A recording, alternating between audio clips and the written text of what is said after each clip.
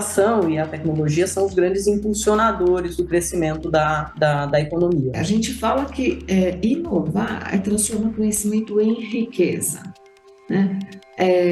E é justamente isso. No mundo atual, né, a gente só consegue gerar desenvolvimento econômico se a gente conseguir inovar, porque isso vale em âmbito empresarial e vale em âmbito de país. Se a gente não conseguir inovar, a gente não consegue o desenvolvimento econômico, né, e a geração de riqueza que são decorrentes daí. Que queiramos ou não, inovação vai ser uma coisa importante do ponto de vista da competitividade da economia. Então, ela vai ter que andar de um jeito ou de outro. E ela vai andar, provavelmente, com a ajuda das universidades e dos institutos de pesquisa.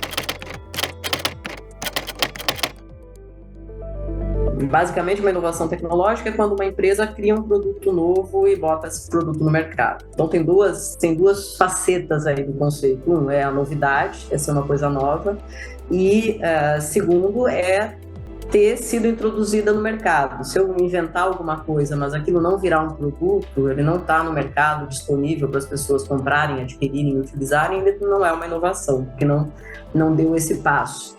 Então, são esses dois lados, é um produto ou um processo novo que é introduzido no mercado. Inovar é a gente colocar algo novo no mercado, né? E isso ser aceito e incorporado pelo mercado. A inovação, ela requer a incorporação daquele conhecimento, né? Ou daquele invento, ou de uma descoberta no mercado. Então, para isso, é fundamental a parceria da empresa. E inovação tem múltiplas dimensões. Então, você pode falar inovação num modelo de negócios, tá certo? Você pode falar numa inovação incremental, você pode falar numa inovação disruptiva. Então, inovação serve para muitas coisas. Na verdade, o termo inovação, do ponto de vista econômico, ele aparece lá começo do século XX, no Schumpeter, sobre a noção de que...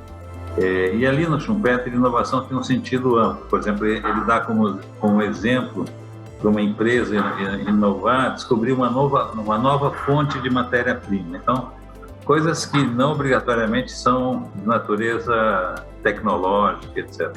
Então, inovação tem essa dimensão ampla do ponto de vista econômico, etc. Uma empresa inovadora pode ser muito inovadora porque inventa uma forma de fazer negócios diferente. Se a gente está falando em política pública e política de ciência e tecnologia, a inovação que é relevante para essa política é a tecnológica.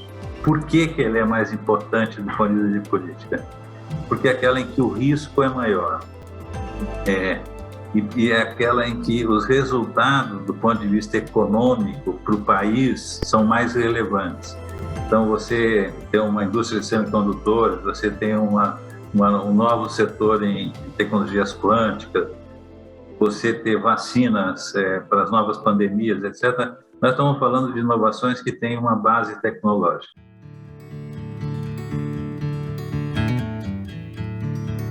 O agente responsável pela inovação é a empresa. É a empresa que cria um produto, um processo novo e introduz no mercado. Agora, para conseguir fazer a inovação tecnológica, é claro que a empresa precisa ter uma base de conhecimento. E aí que reside o papel da universidade. Então, não é a universidade que é responsável por fazer a inovação, porque a universidade não vende produtos no mercado, certo? A missão da universidade é produzir conhecimento e formar pessoas. Boa parte das empresas que inovam depende desse entorno das empresas, isso que está em volta das empresas, que a gente chama de um ecossistema de inovação, ou do que a gente chama de sistemas nacionais de inovação na linguagem lá dos economistas schumpeterianos. Então, as empresas, elas não inovam sozinhas, elas dependem desse conjunto de coisas. As empresas vão buscar conhecimento novo nas universidades, nos institutos de pesquisa, fazem parcerias com seus fornecedores, fazem parceria com instituições de pesquisa, etc. Então, esse ambiente que favorece a inovação, muitas vezes também envolve não só a empresa. O grande papel da universidade no processo de inovação não é colocar a inovação no mercado, mas é produzir o conhecimento que pode ou não ser utilizado eventualmente, posteriormente, pelas empresas para produzirem inovações tecnológicas e aí sim introduzirem essas inovações no mercado. Então, é um pouco esse e também fornecer mão de obra qualificada, pessoas qualificadas, pesquisadores, cientistas capazes de produzir conhecimento, seja dentro da universidade, seja em instituições de pesquisa pública, privada, seja em laboratórios de P&D, de pesquisa e desenvolvimento dentro das empresas. Então, são esses dois papéis, a produção de conhecimento, que vai ser necessário para você fazer inovação, e a formação de pessoas capazes de de produzir conhecimento, onde quer que elas estejam. Esses são os dois grandes papéis, eu acho, da universidade no processo de inovação. A Lei da Inovação, em 2004, determinou que as universidades e os institutos de pesquisa criassem os chamados núcleos de inovação tecnológica, né, conhecido no Brasil pela sigla NIT, né? Porque isso é um modelo que existe em o mundo inteiro, né? Em países desenvolvidos com outros nomes, né? Também existem essas estruturas que fazem a interface entre universidades e as empresas. E no Brasil a gente tem os NIT, né? O que são os NIT? São estruturas nas universidades e institutos de pesquisa que devem promover a proteção da propriedade intelectual decorrente dessas pesquisas, mas proteger para quê? Para licenciar, né? Para transferir, né, esse conhecimento, essa tecnologia, esses inventos, né, para o mercado. Como? Essa parceria, por meio da parceria com empresas, né, que ou já participaram desse desenvolvimento, né, e aí tem a prioridade para explorá-los, né, ou que a partir dos resultados tenham interesse, identifiquem naquilo o interesse, né, econômico e que sejam dispostas a explorar. Inclusive novas empresas que podem ser criadas para explorar essas tecnologias, né, que são as spin-offs acadêmicas. Você pode ter N formas de colaboração entre universidade e empresa, N. Tem um estudo clássico de 20 anos atrás, feito no âmbito da OCDE, com centenas de estudos de caso, em que o estudo se chama Benchmarking Science and Innovation Relationship, ou seja, é um estudo que faz um benchmark das diversas formas de cooperação entre ciência e indústria. Olha que coisa curiosa, que eles usam a palavra entre ciência e indústria, eles não usam universidades, coisa e tal. E aí eles constroem lá uma pirâmide de vários tipos de relacionamento. O mais curioso é que na base da pirâmide, a relação mais importante que tem é o fluxo de gente que sai da universidade e vai trabalhar nas empresas. Então, essa relação universidade-empresa tem N dimensões. Uma coisa é que você forma gente que entende de pesquisa nas universidades e elas vão trabalhar na indústria. Essa é a forma básica. Depois tem as relações informais, que são muito frequentes e que ajudam muitas empresas. Esses alunos que saem da universidade, eles têm seus professores, né? Seus ex-professores na universidade. Então ele vai lá, consulta, conversa, vê o que os caras estão fazendo. Muito relacionamento é um relacionamento de natureza informal. Então você pode ir escalando essa pirâmide para coisas. Então aí tem as empresas frequentam congressos acadêmicos para ver as novidades, o que está acontecendo.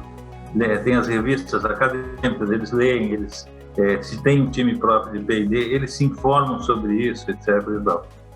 Aí, depois é que você passa a ter relações assim, contratuais, assim, acordos de colaboração em pesquisa, tá certo?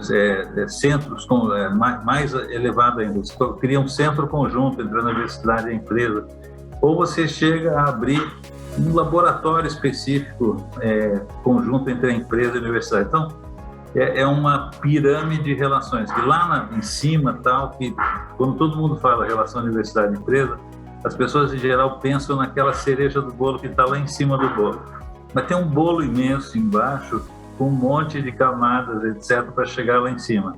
Para gerar inovação, a parceria é tripla, né? Então, a gente precisa que cada um desses parceiros desempenhe o seu papel, né? Então, a universidade, o papel da universidade é formar pessoas, é gerar conhecimento. Então, esse conhecimento gerado, ele não desde, a gente fala desde pesquisa básica, né, até pesquisa aplicada, até porque mesmo que a pesquisa básica de imediato ela não vá estar relacionada com uma inovação, no longo prazo é a manutenção dessa pesquisa básica que vai possibilitar, né, que inovações sejam geradas. Então, o papel da universidade é formar pessoas, gerar conhecimento. Essa cooperação entre as universidades e as empresas, principalmente em países como o nosso, né, no qual o investimento em pesquisa e desenvolvimento por parte das empresas, ele é modesto, né, ele é bem modesto, né? Então, esse investimento predominantemente é feito nas instituições públicas, nas universidades, nos institutos de pesquisa. Então, essa parceria é fundamental. E o terceiro parceiro, o governo, né? O governo que precisa ter as políticas adequadas, as políticas públicas adequadas para que isso ocorra. Então, é só assim que a gente vai ter um círculo virtuoso da promoção de inovação.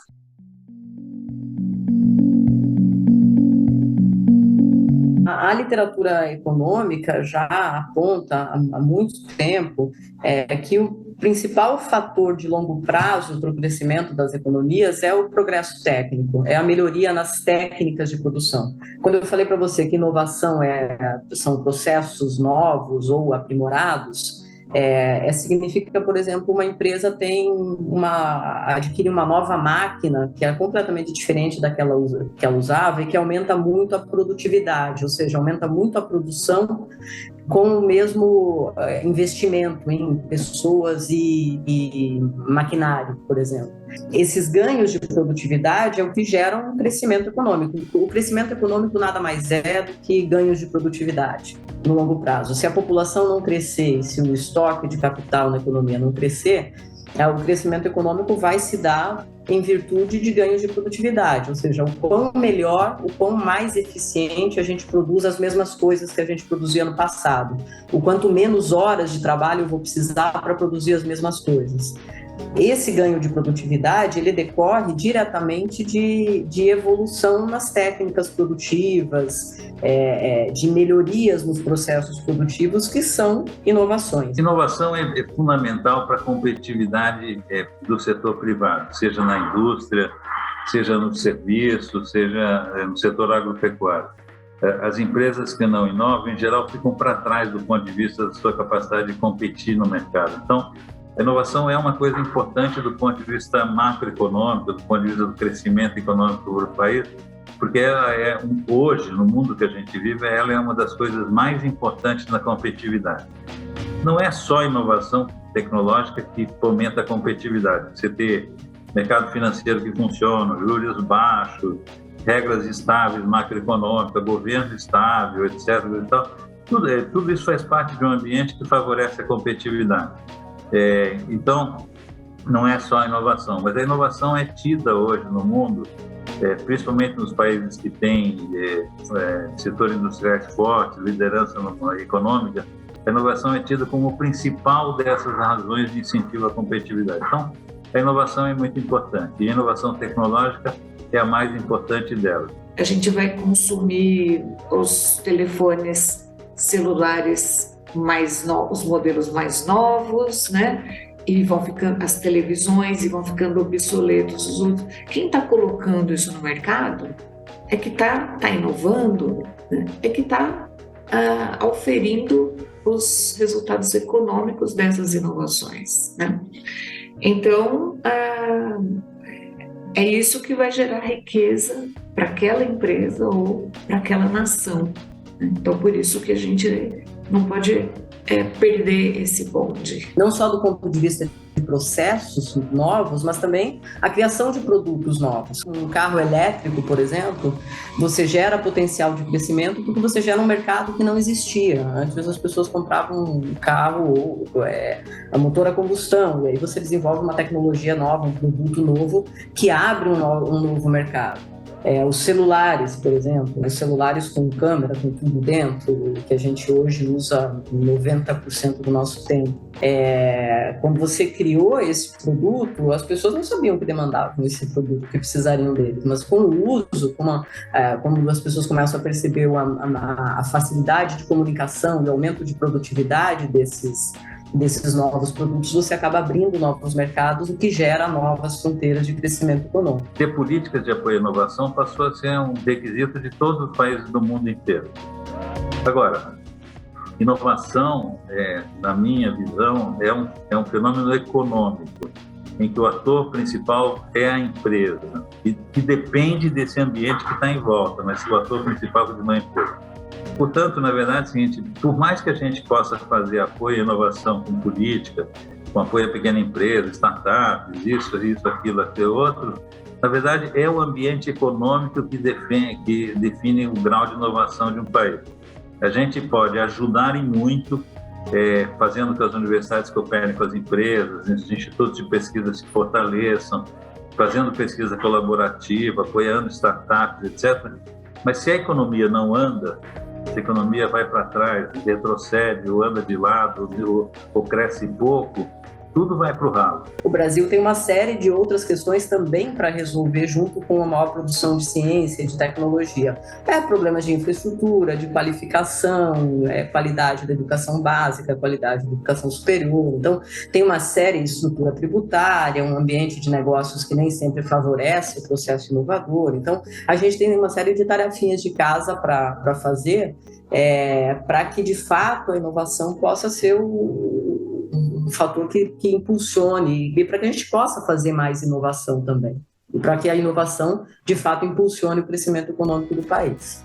O desafio não é pequeno. A gente fala, é um desafio que não é pequeno considerando a nossa história, né?